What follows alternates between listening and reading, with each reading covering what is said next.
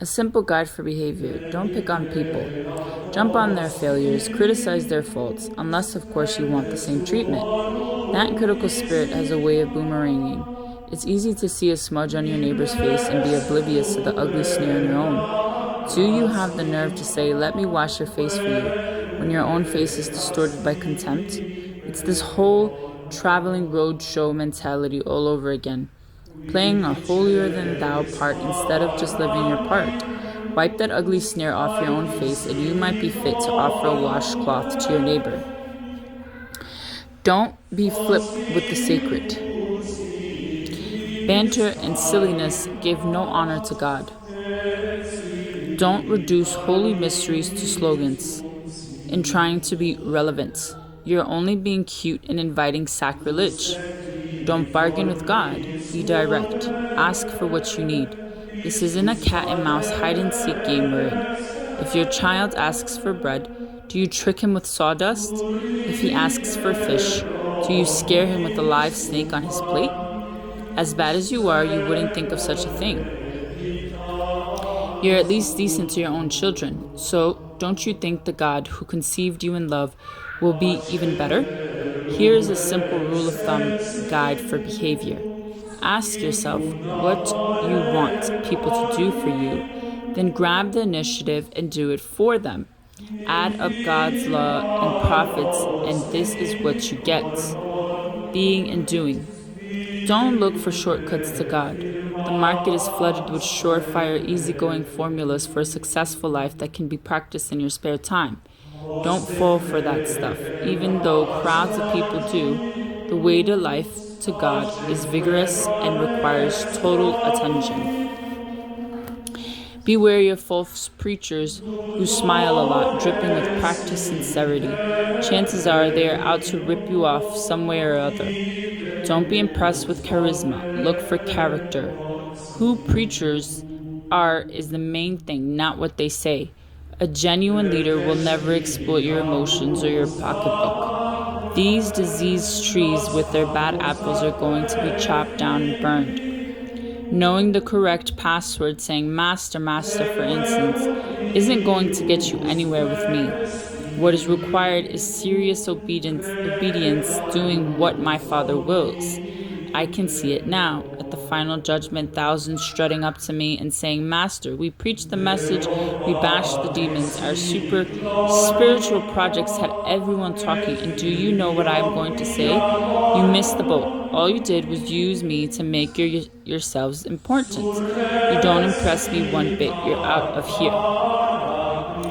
These words I speak to you are not incidental additions to your life, homeowner improvements to your standard of living. They are foundational words to build a life on. If you work these words into your life, you are like a smart carpenter who built his house on solid rock.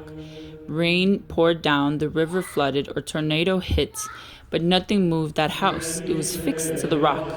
But if you just use my words in Bible studies and don't work them into your life, you are like a stupid carpenter who builds his house on the sandy beach. When a storm rolled in and the waves came up, it collapsed like a house of cards. When Jesus concluded his address, the crowd burst into applause. They had never heard teaching like this. It was apparent that he was living everything he was saying. Quite a contrast to their religious teachers. This was the best teaching they had ever heard. He carried our diseases. Jesus came down the mountain with the cheers of the crowd still ringing in his ears. Then a leper appeared and dropped to his knees before Jesus, praying, "Master, if you want to, you can heal my body." Jesus reached out and touched him, saying, "I want to be clean." Then and there, all signs of the leprosy were gone. Jesus said, "Don't talk about this all over town. Just quietly present your healed body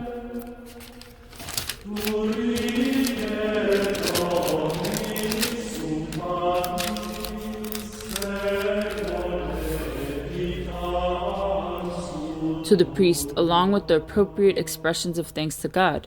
Your cleansed and grateful life, not your words, will bear witness to what I have done." As Jesus entered the village of Capernaum, a Roman captain came up in a panic and said, "Master, my servant is sick. He can't walk. He is in terrible pain." Jesus said, I'll come and heal him.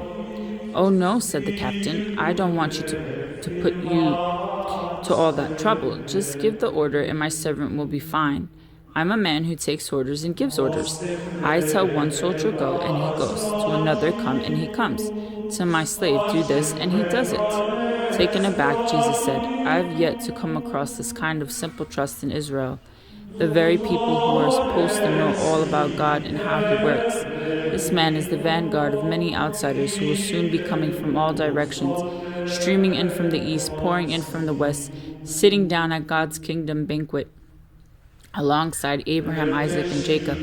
Then those who grew up in the faith but had no faith will find themselves out in the cold, outsiders to grace and wondering what happened. Then Jesus turned to the captain and said, Go. What you believed could happen has happened. At that moment his servant became well.